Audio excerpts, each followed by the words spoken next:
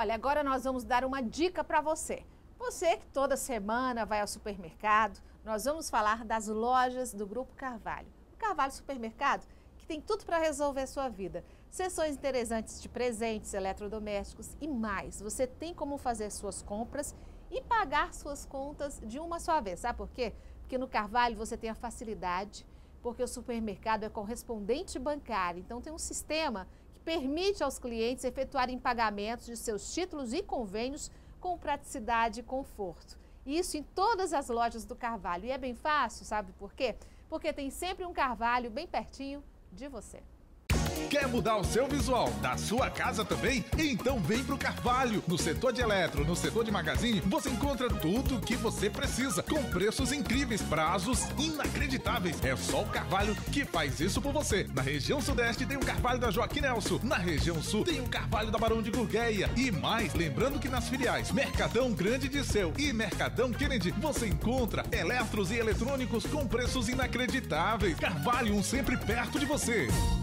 O Gente Negócios recebe agora para essa entrevista a psicóloga especializada em terapia familiar e de casal, Ingrid Carvalho, para tratar do relacionamento que as famílias têm, os casais com dinheiro, com os negócios também.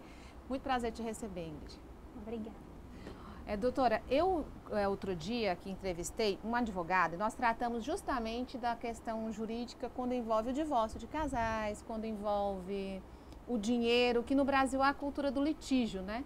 E ela dizia, olha, nos Estados Unidos os casais conversam muito sobre finanças, acertam até quando são noivos, não só o regime do matrimônio, o regime no casamento civil, mas também detalhes como quem paga as contas de água, de energia, em futuro divórcio como será, o crescimento dos bens do casal, tem durante o determinado período uma prestação de contas de ambas as partes e tudo fica muito claro para que o casal possa se relacionar emocionalmente sem aquele estresse que envolve o dinheiro no casamento, que é uma coisa real. Então eu convidei a senhora para vir aqui, doutora, para tratar disso, para que os casais, as pessoas que nos vejam, consigam entender melhor essa questão do dinheiro na família. Virgínia, bem, o dinheiro é algo muito presente nos dias atuais, né? Vivemos no mundo capitalista. Sim. E aí, isso vem desde a infância mesmo. Os pais costumam não educar os filhos financeiramente, esquece um pouco disso. A importância do financeiro não é só o dar, é o indivíduo ser também. E aí acaba se prolongando. Nós sabemos que nós educamos um ser infantil para se tornar um adulto saudável, um adulto com boas discernimentos do que gastar, do que como usar o dinheiro, como lidar com o dinheiro na vida. Propriamente com o dinheiro. E aí quando se trata de você está numa família nuclear, pai, mãe, irmãos, e aí você passa a ser outra família, seu cônjuge. E aí você sai de uma realidade e vai para outra. São sujeitos diferentes, distintos, foram criações, culturas bem diferentes. Verdade. Como lidar, né, com isso quando nós vamos se juntar? E às vezes os casais esquecem de conversar isso no conhecer, no namorar, no noivar. E se empolgam muito com o amor, com a fantasia de amar. E aí se esquece do futuro, a longo prazo. Como será isso? E aí a gente vê muito na clínica isso, quando os casais vêm ou quando as famílias trazem mesmo uma temática familiar, que eles não sabem lidar com esses conflitos. E aí a gente trabalha muito em saber qual é o real significado do dinheiro para esse sujeito, para cada parte dele. Como que esse casal está se planejando, se eles têm os mesmos objetivos, as mesmas metas, como esses gastos. Então, para não gerar esse conflito, o ideal seria esse casal vir se programando, conversando. E assim seria mais fácil lidar com o casal para não ter ser um gerador de conflito para chegar a uma separação ou um conflito mesmo emocional, um conflito com os filhos. Saber, e é onde eu chego a importância, ressaltar sempre a importância de educar esses filhos. Porque esses filhos precisam saber por que estão ganhando, por que está tendo essa dificuldade. Às vezes os pais querem suprir uma coisa que não teve e não explicam aos filhos o porquê daquilo.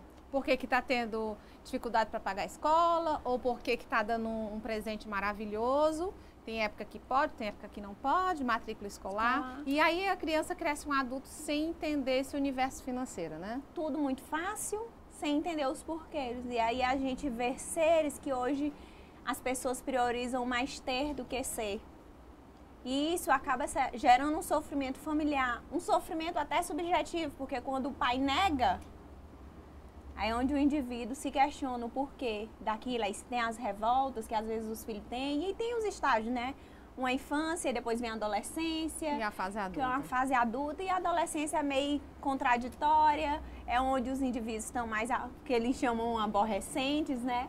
E aí acaba não entendendo um pouco quando não tem esse diálogo. É muito importante as famílias ter essa comunicação, ter esse diálogo, para que sejam crianças e futuros adultos saudáveis, tanto emocionalmente, tanto psicologicamente e organicamente, e saber lidar com o futuro e com suas obrigações futuras. E aí ele entra num matrimônio, num casamento, tanto o marido quanto a mulher, com uma condição de lidar com a questão financeira do dinheiro dentro do casamento de uma forma mais honesta, clara e tranquila, né? Mais saudável, né, para os dois. Quando lhe procuram lá no seu consultório, que vem tratar sobre essas questões que envolvem o casamento, como eu falei no início da entrevista, muita coisa acaba na justiça, em litígio, em briga, que eu falei que em outros países isso é menos comum, né? Porque os casais acertam antes de começarem a conviver juntos, detalhes da vida financeira mesmo, coisas pequenas até coisas maiores.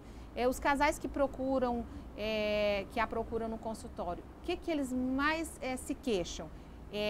Da hora de tratar isso aí que pode atrapalhar o romance do casamento? Tem várias queixas, mas essas queixas também são muito presentes. É a questão financeira, né? E o que a gente vê mesmo no consultório é a falta de diálogo, é a falta de comunicação entre os parceiros, o que lhe incomoda. E às vezes, diferente dos Estados Unidos, é que a gente não tem esse contrato, nem essa conversa, e acaba que eles têm vergonha de se relacionar, essa falta de comunicação. Será que meu parceiro vai gostar? E se eu falar que hoje eu não posso? Ou que ele ganha mais, ou que eu ganho... Então, é mesmo essa falta de comunicação. E nós, como os facilitadores, nosso objetivo lá não é quando nos procuram, dizer, eu vou para terapia de família e casal e eu posso sair de lá separado. Às vezes tem esse receio, né?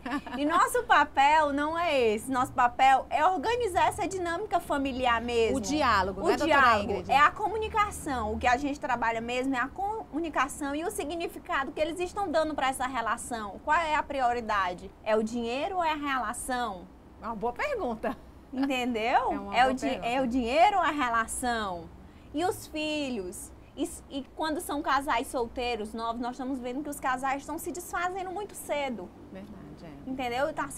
A família está tendo sempre novos modos de família, mas elas não estão sendo sólidas como antigamente. E a gente vê muito que é por conta do diálogo, da falta de comunicação que eles têm. E isso afeta essa dinâmica da família e afeta a questão financeira. Né? E é importante. Acaba abalando. E é importante demais o diálogo financeiro do casal. E quando envolve filhos e que se chega até uma profissional como no seu caso, é porque realmente alguma coisa não vai bem, né? Com certeza. Quando eles chegam no consultório, realmente já estão com o emocional e o núcleo familiar bem abalado. E aí o psicólogo, nesse caso, a terapeuta, ela se torna uma conciliadora dentro desse processo, começa a mostrar a verdade de cada um para ele mesmo. Com certeza. A gente tenta facilitar, fazendo eles enxergarem até como eles falam, que às vezes as pessoas não se escutam. Elas falam, mas não se escutam. É mais difícil eu ouvir do que eu falar, eu julgar do que eu olhar para mim. E aí a gente também entende, não é trabalhar só o núcleo, ele como um todo, a gente trabalha a individualidade de cada um. Por isso que eu falei anteriormente a importância de saber o significado do dinheiro para cada um, tanto para o marido, tanto para a esposa, como para os filhos. Como eles estão dando significado ao dinheiro, já que nós sabemos que o dinheiro é controlador, é uma moeda de troca, de valor, né? Influencia muito, influencia né? muito isso, e aí tem muita relação que nós vemos o opressor e o oprimido. Hoje nós vemos também a mulher, a questão da mulher, a mulher está desbravando o mundo aí, antes não podia isso, e às vezes tem questões que o marido não aceita. Nós somos uma cultura machista. Verdade. E somos uma cultura matriarcal, onde os homens viam as mulheres como cuidar do lar. E hoje não, hoje as mulheres estão indo desbravando mesmo o mundo, então é um conflito muito grande hoje social. Então acaba gerando e tendo sempre o opressor e o oprimido nessa relação. E aí esse peso às vezes cai muito para um lado, que às vezes não tem tanto poder de diálogo, de argumentação. E aí é a hora que entra o profissional para tentar tirar a relação do sufoco, porque afinal a vida financeira de um casal, se as pessoas pararem para analisar mesmo, né? Aqui no Gente Negócio nós estamos sempre falando de negócios, de empreendimentos, mas temos conseguido mostrar através de pautas interessantes a questão mais humana, que é afetada pelo dinheiro, né? A questão das famílias, por exemplo, porque não adianta a gente ver às vezes famílias muito bem financeiramente, com patrimônios exorbitantes, mas que não tem a riqueza importante que é o amor familiar, a integração, e que às vezes chega ao ponto de, como a senhora falou, valorização enorme do patrimônio, do dinheiro, em detrimento da família, né? Família. Com certeza, nós vemos muito isso. E aí é onde passa o indivíduo. Eu prefiro ter do que o ser. E o ser é importante para o indivíduo, né? Você tem muito mais para mostrar quem você é do que o que você tem. Quando se trata de ser humano, tem muita coisa boa aí para ser explorada, a não ser o financeiro. Mas isso ainda a gente precisa evoluir muito e evoluir mesmo essa dinâmica da comunicação. Tá certo, doutora. Muito obrigada, foi muito boa a sua entrevista, bem esclarecedora. Até a próxima oportunidade. Eu conversei aqui com a doutora Ingrid Carvalho, que é terapeuta especializada em família e em casal. Obrigada. Agora o Gente Negócios mostra para você uma oportunidade de comprar artigos a preços bem baratos. É um bazar. A nossa equipe de reportagem foi acompanhar e mostra para você. Imagine uma loja linda, climatizada, atraente e com cara de boutique. O melhor de tudo, com peças em roupas e acessórios, com preços acessíveis. Pois bem, esse lugar de compras que parece dos sonhos é uma realidade e virou uma febre pelo mundo afora. A forte tendência é um negócio que vem dando muito certo. É uma febre, inclusive no Brasil, por exemplo, as redes sociais estão fazendo maior sucesso. Muitos famosos implantaram e administram seus próprios brechós. É desconfiança quando a pessoa vê uma roupa que é boa, num preço mais baixo do que poderia ser. Aí você pensa que ela tem algum defeito, pensa alguma coisa. E aí quando olha que não tem nada e diz essa? Aí leva para casa. É um segmento de vendas que a cada dia está aumentando, né? Você usaria roupa de brechó? Usaria, com certeza. Embora muitos aprovem a ideia de usar roupas bacanas, de marcas renomadas a preços baixos, a diferença entre bazar e brechó existe e você vai entender. Que a gente vê muito bazar, aquelas lojas que reúnem, botam um preço bem mais baixo para as pessoas comprarem.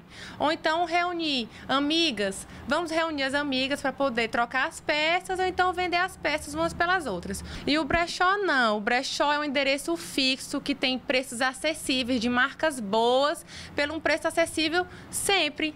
E com tanta variedade das peças, assim fica então a curiosidade de como é feito o abastecimento da loja, já que o maior atrativo você já sabe qual é. Qualquer pessoa pode vir aqui, peças que não usam mais, sabe? Comprou um vestido, não abusei, enjoei, não quero mais. Traga para o brechó, tem que estar em bom estado, limpas, a gente negocia o valor e colocamos aqui para vender. Em Teresina, nesse formato de loja, brechó chique é apenas uma opção. E já que o sucesso do negócio passa principalmente por uma mudança cultural, a empresária teresinense não mede esforços para agradar ao público bastante diverso. A gente está aqui para poder mostrar para o Piauí que o brechó está na moda. No mundo todo se vê, se fala em brechó. As atrizes famosas usam brechó, tem brechó e aconselho porque é um modo sustentável que você pode trocar seu guarda-roupa sem gastar muito. O governo federal comemora aí a marca de 5 milhões de microempreendedores individuais formalizados no país. Vamos entender na reportagem. Por causa da Lei Complementar 128/2008, trabalhadores informais puderam se tornar de forma rápida e fácil microempreendedores. A presidente Dilma Rousseff e o ministro da Secretaria de Micro e Pequena Empresa da Presidência da República, Guilherme Afife, anunciaram neste mês o registro de 5 milhões de microempreendedores individuais cadastrados no Brasil. Estamos batendo agora a marca dos 5 milhões. Aliás, até passamos, já estamos com 5 milhões e 90. Mas o que é marcante são os 5 milhões.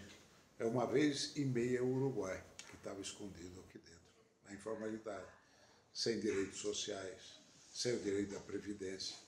Então foi uma formalização maciça, que é um grande projeto de inclusão econômica, social e previdenciária.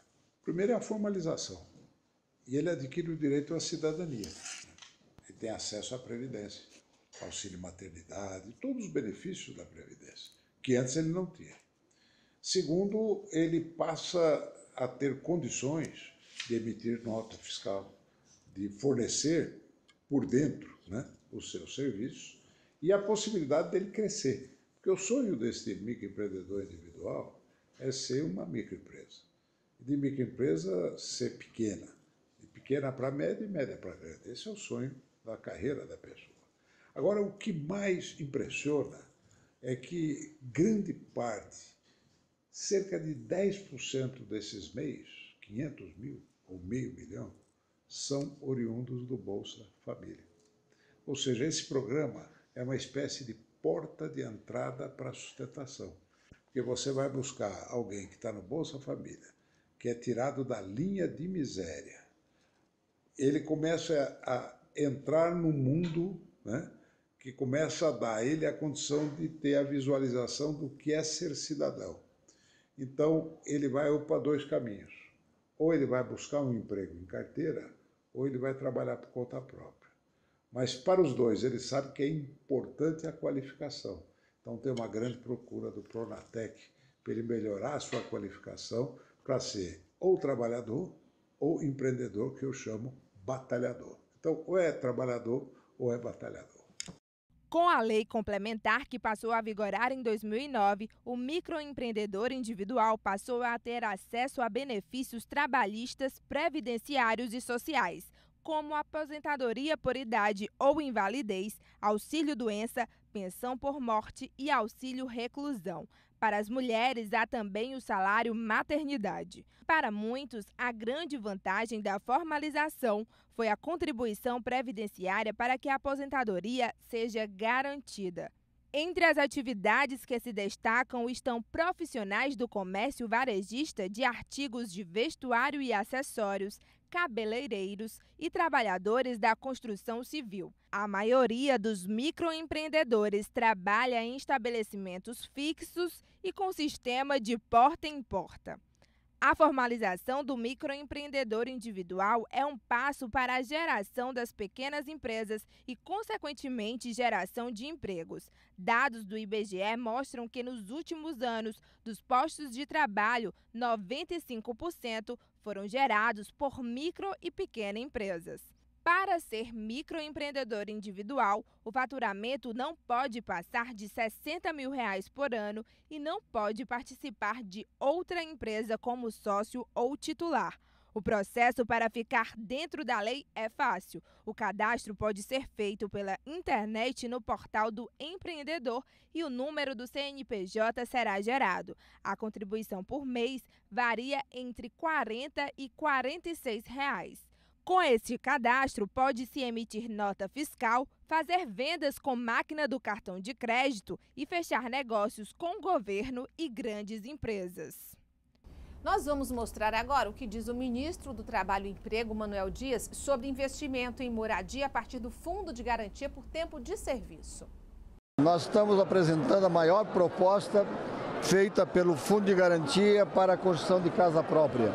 São 76 bilhões de reais que serão colocados esse ano para a construção da casa própria para a população de baixa renda. Já foram contratados 20 bilhões e só esses 76 bilhões vão gerar 3 milhões e 700 novos postos de trabalho. Além de um novo programa que é o Procotista, onde nós criamos 10 bilhões de reais nesse programa, que vão permitir aos trabalhadores que têm renda familiar acima de R$ 1.600 a receber um financiamento de R$ 400 mil. Além de mais 14 bilhões para saneamento básico e mais 10 bilhões para a mobilidade urbana. Nós vamos para um rápido intervalo comercial e no próximo bloco vamos falar sobre indústria do turismo, as oportunidades e o crescimento da região de Cajueiro da Praia no nosso litoral. Antes dos comerciais, as notas de mercado do Gente Negócios. 133 animais entre bovinos das raças Nelore, Curraleiro Pé Duro, Gir e Mestiços e ovinos Santa Inês serão leiloados pela Embrapa Meio Norte no dia 4 de julho. No geral, o preço dos animais varia de R$50 a R$2.000. Quer abrir uma franquia? Algumas opções garantem que dão um retorno de até R$150 mil por mês, com uma lucratividade estimada de 10% a 15% do faturamento. Uma rede de franquias que leva o conceito de boteco para eventos em domicílio e outra especializada na venda de sapatos femininos garantem isso. A lucratividade varia entre 18% e 25%. O investimento inicial para uma franquia é de mais ou menos R$189 mil.